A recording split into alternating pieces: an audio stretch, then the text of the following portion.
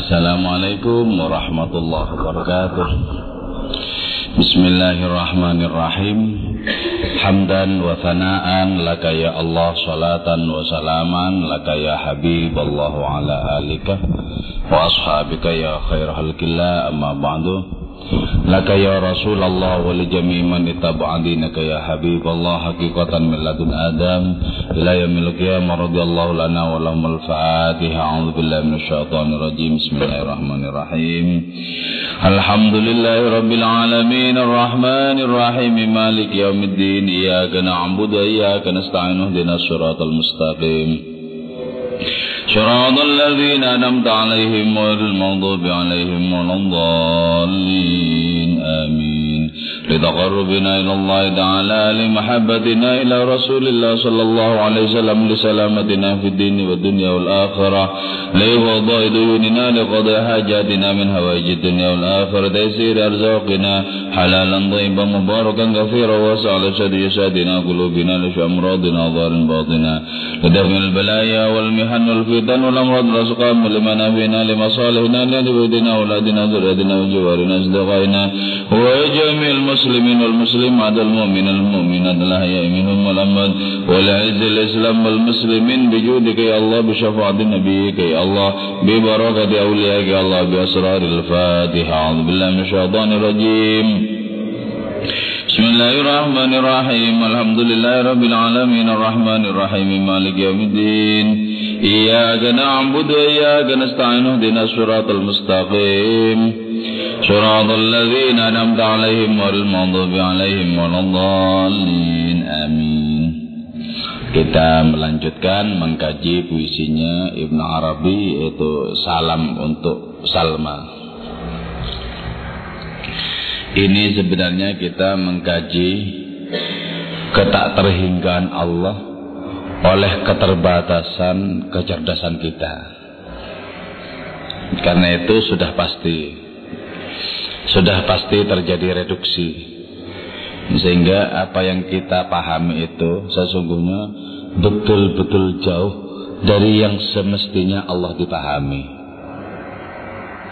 Kalau sebuah ayat dalam Al-Quran menyatakan ma qadarullah haqqa qadri, bahwa mereka manusia tidak ada yang betul-betul sanggup mengukur Allah sebagaimana semestinya Allah dipahami oleh dirinya sendiri, maka kita juga tidak akan betul-betul bisa mengkaji Allah sebagaimana Allah yang dipahami oleh zatnya sendiri. Jadi kita cukup terengungun-ngungun, takjub terhadap kemahaan Allah Ta'ala yang tidak akan pernah sepenuhnya terjangkau. Tapi itu sudah menjadi kegembiraan bagi kita ketika kita sudah merasakan kemahaan Allah, keagungan Allah di dalam kehidupan ini, di dalam kesadaran diri kita. Ada dua bait yang belum selesai dijelaskan tentang puisi ini, yaitu Salam untuk Salma. Fa'abdat, maka menampakkan itu al-haqiqatul ilahiyah, sanaya kepada gigi-giginya, wa madah, dan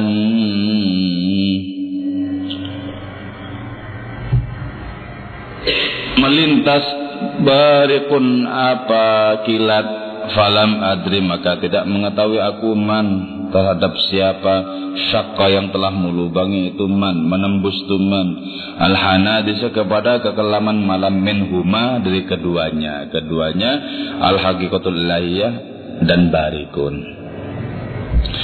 Ini harfiahnya begini: ketika seseorang itu sudah diliputi oleh kerinduan kepada Allah sebagai asal usulnya, maka dengan pertolongan Allah orang ini menyaksikan bahwa al-haqiqatul ilahiyah itu menampakkan gigi-giginya dengan cara tersenyum. Jadi ini berarti merupakan respon terhadap kegigihan seseorang untuk mendekat kepada Allah. Di sini kata-kata gigi itu dalam bentuk jamak, gigi-giginya. Karena dalam Al-Quran juga disebutkan, yaitu man jahada fina lanahdiyannahum subulana. Allah menyebut kata subul bukan sabil. Orang yang bersungguh-sungguh di jalanku akan kutunjukkan kepadanya jalan-jalan kami. Jadi jalan kepada Allah Ta'ala itu banyak, bahkan sebanyak makhluknya, sesuai dengan kesanggupan kita untuk memandang segala sesuatu sebagai jalan kepada Allah Subhanahu wa Ta'ala. Jadi makhluk-makhluk ini semuanya termasuk diri kita adalah jalan untuk sampai kepada Allah. Dan jalan yang paling terang untuk sampai kepada Allah itu adalah diri sendiri. Maka kemudian dihadiskan, orang yang mengenal dirinya pasti kenal Tuhannya. Itu karena diri adalah adallu dalilin 'ala Allah, paling terangnya jalan untuk sampai kepada Allah.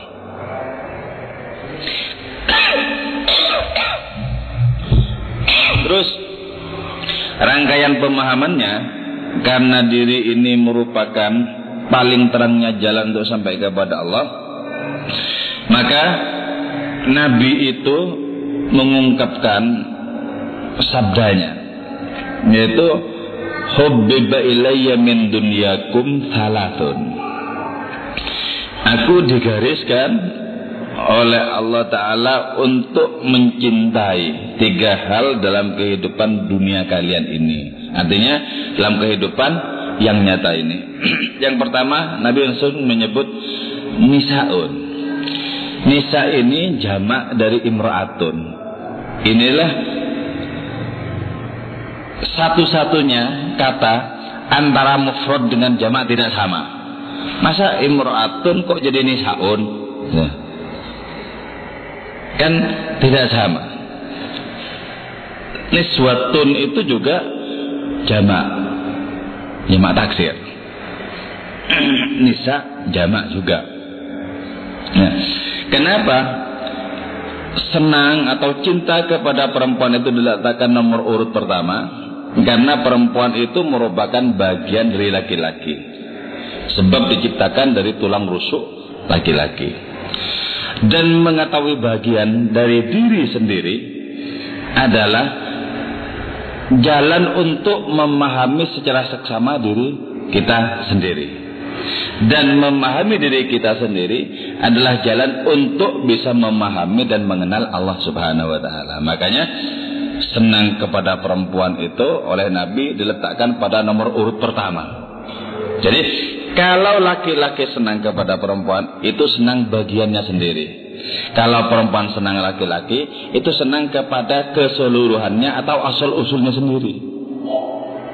Jadi ketika ini dipahami secara semestinya, maka akan menjadi jalan yang terang untuk mengantarkan seseorang sampai kepada Allah Subhanahu wa Ta'ala.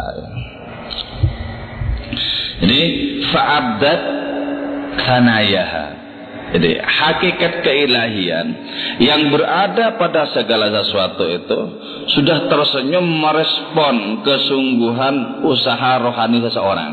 Jadi kalau kita dengan kesungguhan kemudian bergayung sambut dengan adanya pertolongan rohani dari Allah Ta'ala, maka kita akan menyaksikan betapa Allah tersenyum kepada kita lewat segala ciptaannya.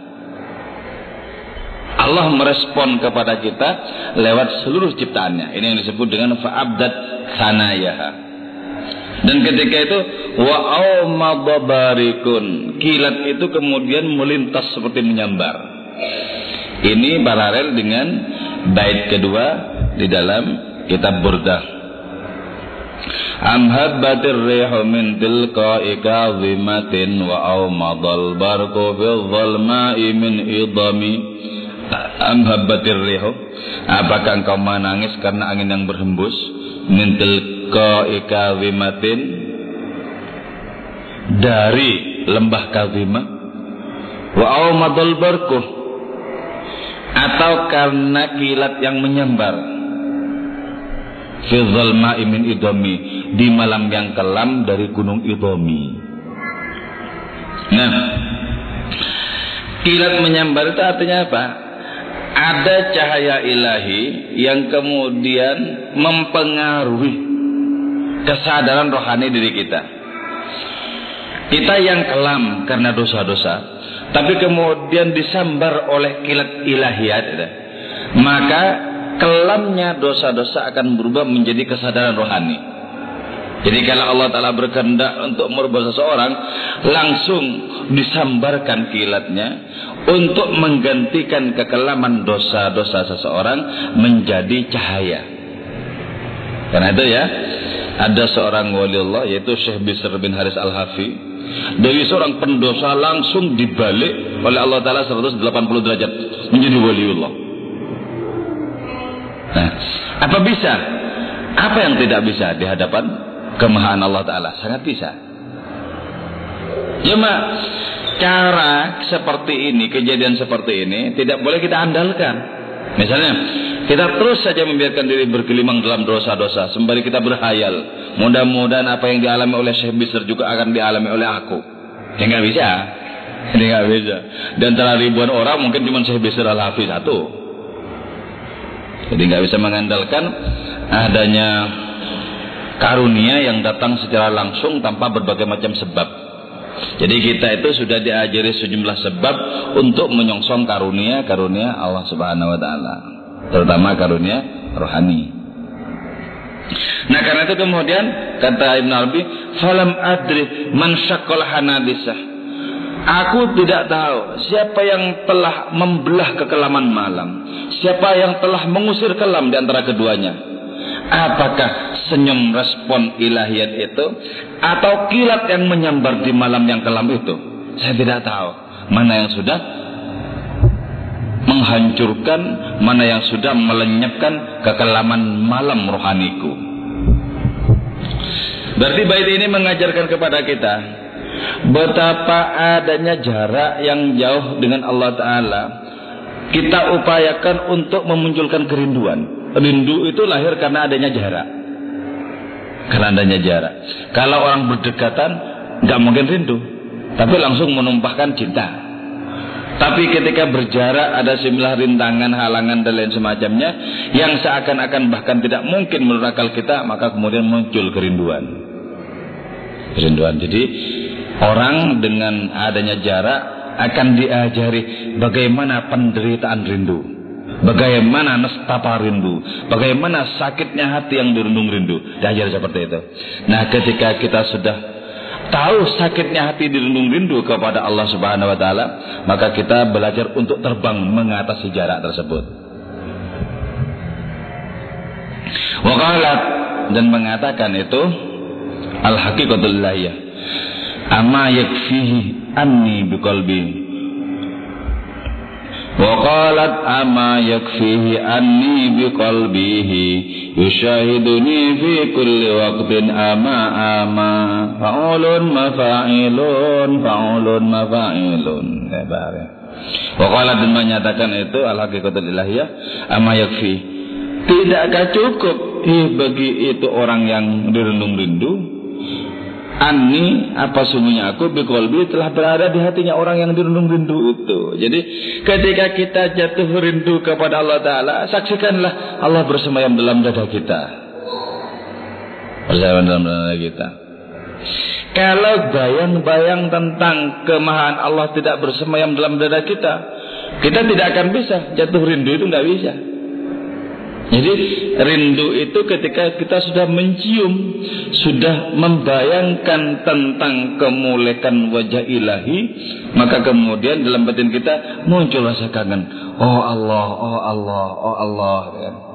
Dulu aku sebut engkau dengan kalimat-kalimat yang hambar, dengan kata-kata yang layu. Kini aku sebut engkau dengan kata-kata yang hidup.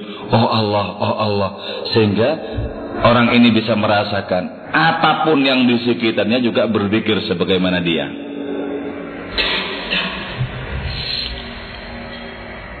Dulu Nabi Daud juga begitu, ketika maniub seruling, ini seruling dengan lengkingan ilahiyat itu, maka beliau bisa merasakan makhluk-makhluk di sekitarnya juga berpikir kepada Allah Ta'ala. Dari mana itu? Dari kuatnya rohani Nabi Daud ketika maniub seruling itu. Al-Haqiqatul menyatakan, bukankah sudah cukup aku berada di dalam hatinya, dan dia orang yang rindu itu senantiasa menyaksikan aku setiap saat. Ama, bukankah sudah cukup? Bukankah sudah cukup? Ya. Tapi yang namanya cinta dan rindu itu tidak, apalagi kepada Allah Ta'ala, tidak akan pernah mengalami finish. Tidak akan mengalami. Percintaan tidak menyelesaikan, tidak membuat cinta itu menjadi selesai. Finish tidak. Kenapa? Karena Allah itu tidak akan pernah selesai untuk dijelajahi. Allah itu maha luas, meliputi segala sesuatu, dan seluruh umat manusia yang beriman berenang di dalam diri Allah Ta'ala tidak akan pernah menemui tepi. Itulah sebabnya cinta ilahiyat itu tidak ada habisnya, tidak ada batasnya. Karena itu berpindahlah dari cinta kepada makhluk-makhluk menjadi cinta kepada Allah Subhanahu wa Ta'ala. Maka makhluk-makhluk itu akan kita saksikan hanya sebatas sebagai bayang-bayangnya saja. Ini ya, salam untuk Salma. Udah rampung. Ada yang mau ditanyakan sebelum masuk kepada puisi berikutnya? Zafaratun mus'idatun, tangga-tangga yang mendaki. Ini kan? Paham apa enggak sih? Ketahuilah bahwa ketika sudah terjadi kebingungan, itu tanda-tanda untuk makin bingung. Paham? Ada yang mau ditanyakan?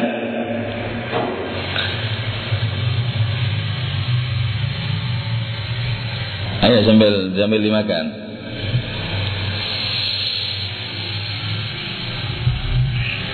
Zafaratun mus'idatun, tangga-tangga yang mendaki. Anjadah, menuju kepada najid, asyauq apa kerinduan, wadhama, dan menuju kepada tihama, al-azza apa duka cita. Fa'ana, maka adapun aku, ma baina najdin wa tihamin, itu berada di antara najd dan tihama. Ini ya, dimulai puisi ini dengan dua tempat yang sudah dikenal di sana, di Saudi sana ya, yaitu Najd dan Tihama. Najd itu simbol dari kerinduan, Tihama simbol dari kesabaran. Kerinduan itu karena orang terbayang kemolekan wajah kekasih, karena hati seorang digetarkan oleh energi untuk sampai kepada kekasih. Sedangkan kesabaran itu adalah maklumat tentang adanya ketidaksanggupan. Jadi dua ini tidak akan pernah menyatu, sebagaimana tidak akan pernah menyatunya air dan api, yaitu kerinduan dan kesabaran. Bagi orang yang sudah digelayuti kerinduan, betapa pahitnya kesabaran. Betapa pahitnya kesabaran. Tapi bagi orang yang sudah berselimut dengan kesabaran, ya, maka kerinduannya tidak akan menggema sebagaimana sebelumnya. Aku, kata Ibn Arabi, berada di antara Najd dan Tihama, berada di antara kerinduan dan kesabaran. Sabar itu karena orang memahami dan merasakan tentang batas dirinya sendiri. Jadi kalau si pungguk tak sanggup meraih bulan, satu-satunya jalan sabar. Sabar. Dengan sembari sedikit berhayal, kalau memang jatahku tidak akan kemana-mana. Jadi itu cara kita menghibur diri yang paling bagus. Jadi gitu ya. Hal apa saja, tidak hanya perkara keilahian. Makhluk senang kepada makhluk dan lain semacamnya. Orang mencoba untuk mengejar karir dan lain semacamnya. Kalau tidak didapatkan, langsung aja begitu. Nah, jadi ada kata-kata misalnya, aku akan dikasih yang terbaik misalnya. Terus aku belum waktunya untuk mendapatkan itu karena Allah Maha tahu tentang kapasitasku sekarang misalnya. Itu semuanya cara-cara menghibur sebenarnya. Cara-cara menghibur. Dan cara-cara menghibur di mana-mana tetap ada pahitnya. Karena itu orang yang berada dalam kondisi seperti ini akan mengatakan, waktu, kau tak lain adalah pabrik kenang-kenangan yang betapapun manisnya tetap saja menyakitkan. Seperti dalam kalimatnya Sone Karsono dalam cerpennya Sentimentalisme Calon Mayat. Jadi waktu itu cuma pabrik kenang-kenangan, tetap menyakitkan yang namanya kenang-kenangan itu, walaupun manis. Guyu saja udah enggak pernah mengalami. Masih bingung apa ya kenang-kenangan.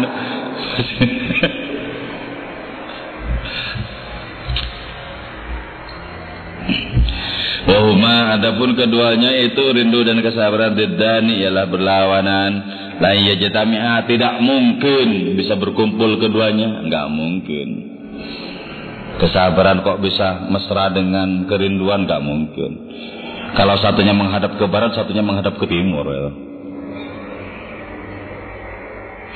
Fasyattati, maka adapun ketercerai beraianku, malahu, ialah tidak ada lahu bagi syatati nidhamun, adapun keutuhan ad-dahra selamanya. Inilah aku yang robek oleh kerinduan. Inilah aku yang coba diutuhkan oleh kesabaran, katanya.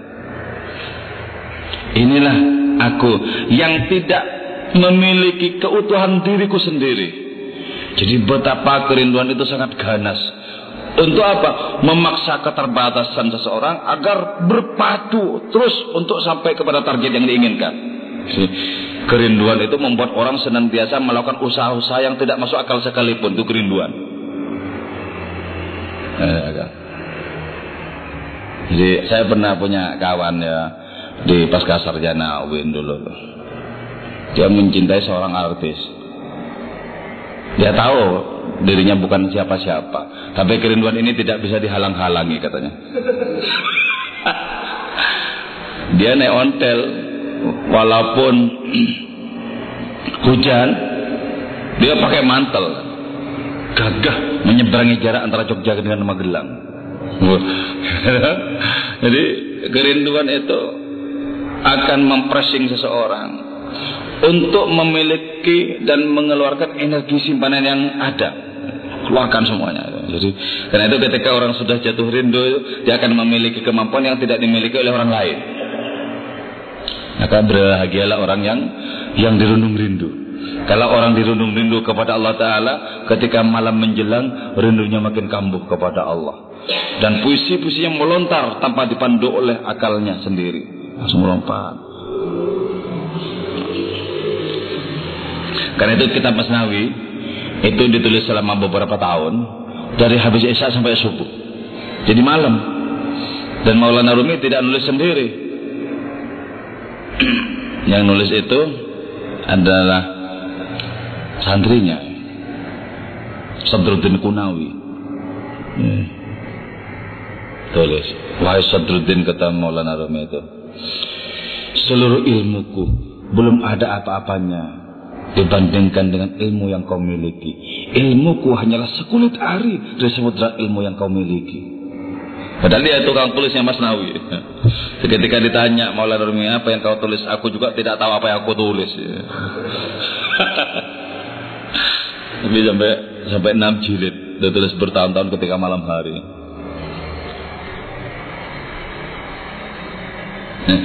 Rindu dan sabar, dua hal yang berlawanan. Tapi dua hal yang berlawanan ini seringkali memiliki kesadaran posisinya masing-masing. Jadi ketika orang sudah tidak bisa membendung rindunya sendiri, dilepas ini kemudian kerinduan itu. Tapi ketika orang sadar bahwa dia juga memiliki batas, maka apa boleh buat? Yang dipakai satunya, kesabaran sekarang harus saya pakai, katanya. Jadi ketika kerinduan sudah tahu bahwa manusia juga memiliki batas, maka tidak boleh tidak, kesabaranlah yang kemudian dikenakan. Baik kerinduan maupun kesabaran sama-sama datang dari Allah yang Maha Rahman. Sama. Jadi Allah yang tunggal itu kemudian memercikkan dirinya menjadi sekian nama, dan sekian nama itu memiliki objeknya masing-masing yang sesuai dengan watak nama masing-masing itu. Dan dari nama yang beraneka ragam itu kemudian muncul keanekaragaman dalam semesta, bahkan muncul pertentangan, pertikaian, peperangan di alam semesta ini. Itu dari nama-nama Allah Ta'ala yang bertentangan dan berlawanan itu. Ketika nama-nama itu ditarik kepada zatnya, lenyap kemudian keanekaragaman dan pertentangan itu. Itulah sebabnya ya, ketika di akhirat Allah Ta'ala bertajalli kepada semua manusia dan Allah Ta'ala berfirman, limanil mulkul yaum, siapa yang memiliki kuasa hari ini? Tidak ada siapapun yang bisa menjawab. Lillahil wahidul qahar, dijawab sendiri oleh Allah Ta'ala. Nah di saat itu kemudian keanekaragaman pertentangan itu kemudian ditangani oleh Allah Ta'ala, dan tidak ada apapun yang tak tertuntaskan ditangani. Kita sekarang sulit untuk memberikan jawaban secara rasional saja tentang berbagai macam persoalan. Ketika umat Islam beraneka ragam, muncul sebagai firqah-firqah, kelompok-kelompok, kita bertanya-tanya, yang mana yang cocok untuk engkau ya Allah? Kita bertanya-tanya, dan kita tidak bisa memvonis kemudian ini bukankah semuanya kelak akan ditangani oleh engkau, dan tidak ada sesuatu pun yang tak terselesaikan di tanganmu, karena engkau adalah ahkamul hakimin. Misalnya. Nah, ketika berhadapan dengan adanya ketidaksanggupan, karena kerinduan seseorang juga ada batasnya. Ketika orang dihadang oleh kesabaran, apa kata kata Ibnu Arabi? Ma sani'i mahdiyali. Oh, ya. Apa yang bisa kulakukan? Upaya apa yang bisa kukerjakan? Tullani ya aduli. Tolong tunjukkan kepadaku, wahai engkau yang mencaciku. Apa yang bisa kulakukan?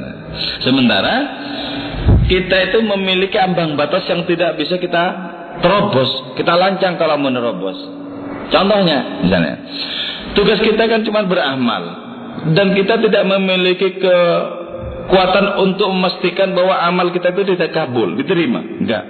Tugas kita berdoa, dan kita tidak memiliki kapasitas untuk memastikan bahwa doa kita itu dikabul. Tidak. Jadi sehabis kita ketuk pintu, urusan pintu dibuka, bukanlah urusan kita. Sehabis kita mengucap salam, urusan orang menjawab atau tidak itu bukan urusan kita lagi. Nah, di sini juga rindu itu kebentuk hal itu. Kebentuk hal itu. Makanya sebuah syair menyatakan bahwa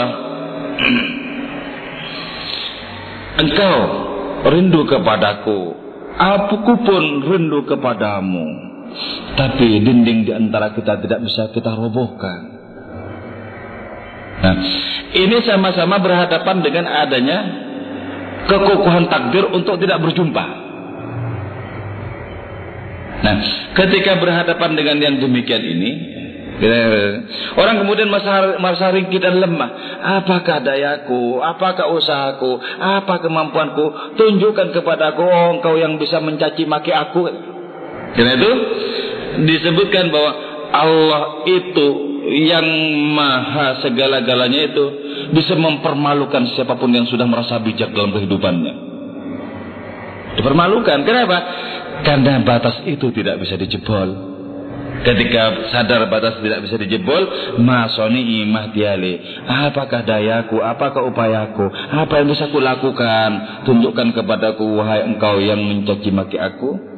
La taru'ni bil malam. Jangan kau menakut-nakuti aku dengan adanya cercaan dan hinaan. Ya Allah, kami sudah berusaha datang kepadamu sesuai dengan kemampuan yang kau berikan kepada kami. Tapi kami sadar bahwa kami dibatasi oleh limit oleh engkau sendiri. Karena itu, apa dayaku? Apa daya kami ya Allah? Ketika mau datang kepadamu, tak juga kau restui. Apa daya kami? Apa daya kami? Tolong tunjukkan.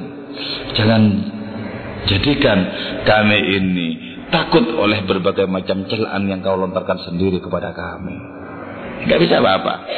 Gak bisa apa. Nah di sini betapa kesadaran tentang batas itu akan menjadikan kita hanya merengek-rengek kepada Allah, tak lebih dari merengek-rengek. Doa-doa kita adalah rengekan kepada Allah Subhanahu wa taala. Tak lebih dari itu. Kita tidak bisa menentukan apa-apa.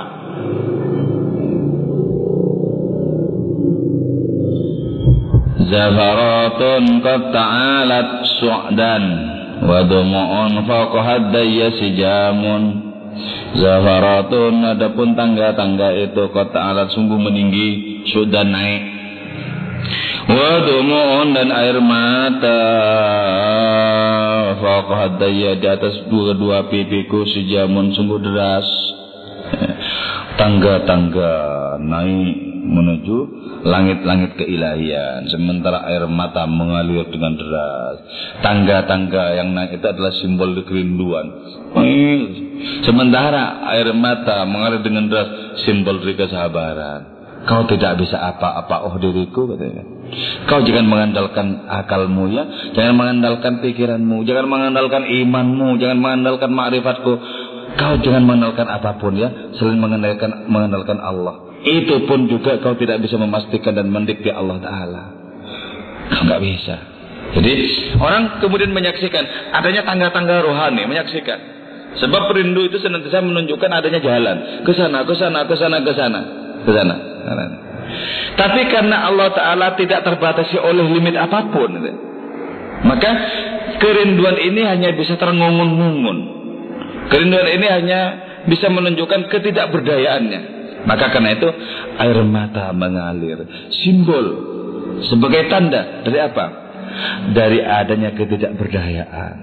Maka kata Maulana Rumi dalam kitab Masnawinya disebutkan, di hadapan kemahaan Allah gampanglah engkau menangis sebagaimana anak kecil. Jadi Nabi, ya, Nabi nangis, gampang menangis seperti anak kecil. Karena apa? Tahu tentang adanya ketidakberesan dirinya sendiri, tahu tentang kelemahannya sendiri, dan sadar pula bahwa Allah tidak bisa dipaksa dan tidak bisa didikte. Kalau Allah bertindak itu atas dasar kemurahannya semata-mata. Nah, di sini kemudian kita paham bahwa doa tidaklah menjadi sebab bagi pemberian karunia Allah Ta'ala. Jangan dikira sebagai sebab doa itu. Sebab kalau doa itu kita pandang sebagai sebab, berarti Allah terpengaruh kepada sebab. Maha suci Allah untuk terpengaruh kepada sebab-sebab. Jadi kita berdoa itu, ya, kita menyaksikan tumpulnya doa kita.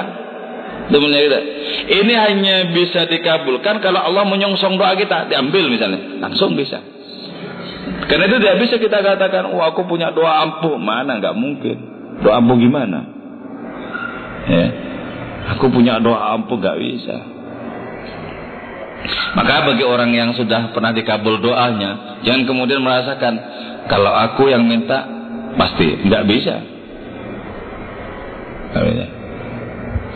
Saya beberapa kali misalnya ketemu dengan para wali, ya. Ya memang ketak pertama ya, saya nyoba tawasulan siapa-siapa, kemudian ditemui, gampang gitu loh. Dalam batin saya, aku punya kuncinya gitu, ya, untuk ketemu. Setelah itu datang lagi, tawasulan kepada siapa saja enggak ditemui juga. Wah, ini berarti tidak bisa diandalkan tawasulan ini. Iya. Ini mau mengajarkan ternyata. Mengajarkan tentang apa? Tentang adanya ketidakberdayaan diri. Tidak bisa mengandalkan apapun termasuk doa-doa dan tawasulan. Ya bisa. Sudah. Jadi Allah mau mengajarkan dengan cara seperti itu. Kau tidak bisa mengandalkan apapun termasuk ma'rifatmu tidak bisa kau andalkan. Tidak bisa. Nah, kalau ma'rifat saja tidak bisa diandalkan, apalagi centang perenang ilmu pengetahuan.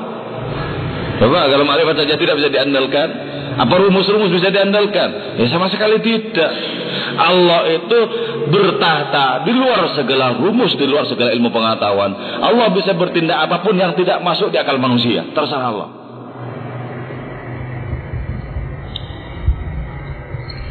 Safaratun qad ta'alat su'dan wa dumu'an faqad yasja'un. Hannatul 'aisu ila awdani hannat.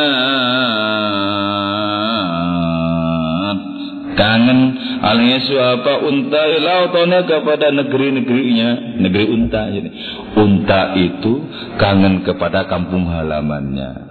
Di manakah kampung halaman kita di dunia ini? Bukan.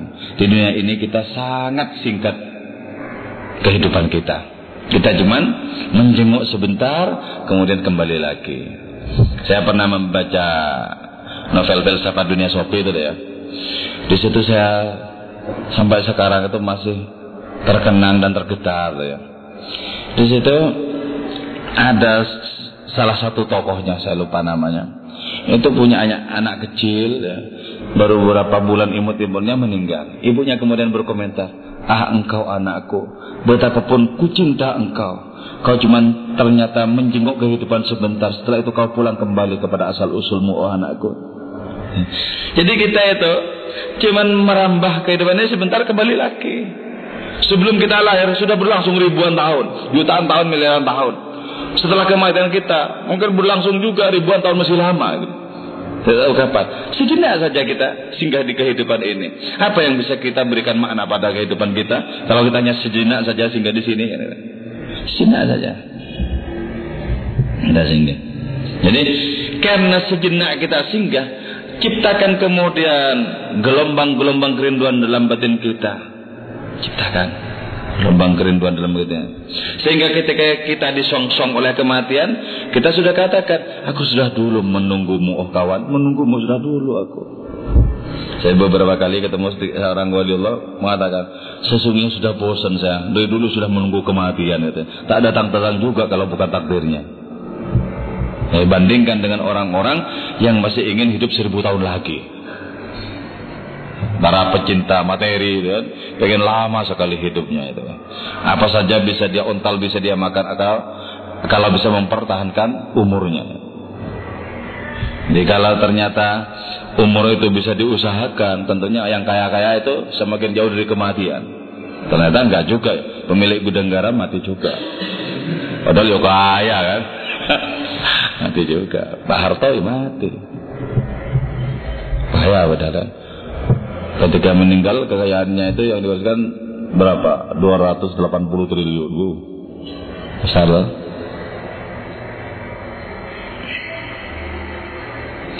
Unta itu kangen kepada asal usulnya. Nah, unta itu simbol dari kaum spiritualis, simbol dari orang-orang yang sudah sangat pengen untuk sampai kepada kampung halaman yang hakiki. Itu unta simbolnya di sini. Hanatil insi lautonia. Haninal mustaham, sebagaimana rindunya orang yang terhuyung-huyung oleh rasa kangen itu loh. Jadi perjalanan itu terasa lambat bagi orang yang kerinduannya menggebu-gebu. Perjalanan lambat sekali. Kenapa? Karena hatinya sudah sampai di sana. Sementara perjalanan ini masih menempuh waktu, menempuh jarak. Jadi betapa hati kita bisa melesat ke depan ketika jasad kita masih berada di belakang.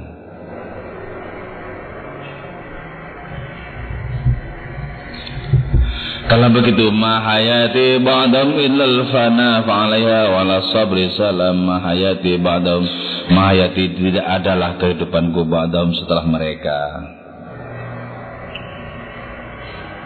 Mereka ini apa ya? Al-asma al-ilahiyah, nama-nama keilahian. Jadi setelah nama-nama Allah yang beraneka ragam ini ditelusuri dan sampai kepada zat Allah yang tunggal. Ini kalau di dalam kitab Fusul Hikam itu dijelaskan lebih rinci lagi. Misalnya gini ya. Apakah Abdurrahman itu adalah Abdul Muntakim?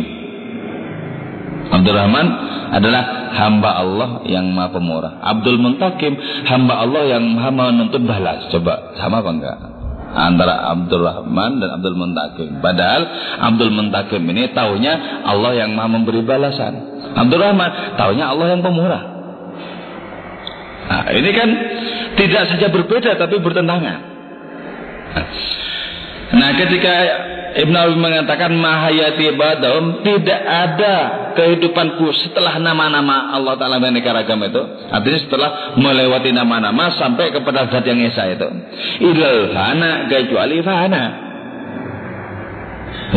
Jadi fana itu ketika orang sudah melintasi keanekaragaman, ketika segala sesuatu sudah tidak menarik bagi seseorang, ketika getaran kepada apapun yang lain sudah tidak ada, ketika yang dirasakan cuma Allah semata-mata, itu namanya fana. Jadi sudah menyatakan bye-bye, selamat tinggal, sayonara kepada segala sesuatu yang beraneka ragam dan centang perenangnya. Sayonara. Selamat tinggal kawan. Silakan siapa saja mau berbencana, aku sudah mengurungkan diri, aku sudah menarik diri semua itu. Jadi ibarat seorang pendekar yang sudah sepuh dan mendidik diri di dunia persilatan. Itulah waktunya untuk apa? Untuk menjadi takmir masjid.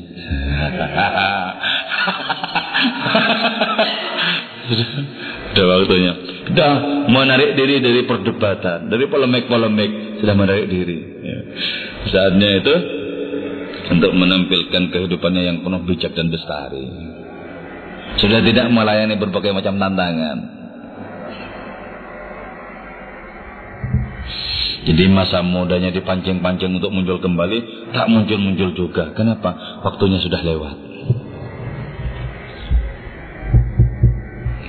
Fa'alaiha wala sabri salam. Fa'alaiha, maka atas nama-nama Allah Ta'ala itu, wala sabri, atas kesabaranku itu, salam. Mudah-mudahan salam kedamaian ditimpakan kepada mereka. Tolong sampaikan salamku kepada nama-nama Allah, sampaikan kepada kesabaranku sendiri. Ini sudah Muzafarat Mus'idah sudah rampung. Ayo, ada yang ditanyakan? Ada? Tidak bertanya itu kemungkinannya dua. Jadi yang pertama paham, yang kedua bingung. Kayaknya lebih mendekati yang kedua.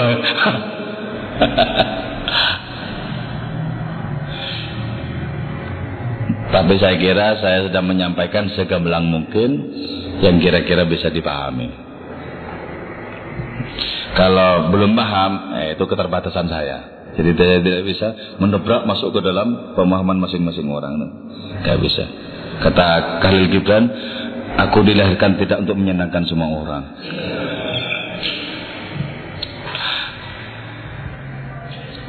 Ada? Oke. Kalau sudah, mari secara formal kita tutup. Wassalamualaikum warahmatullahi wabarakatuh.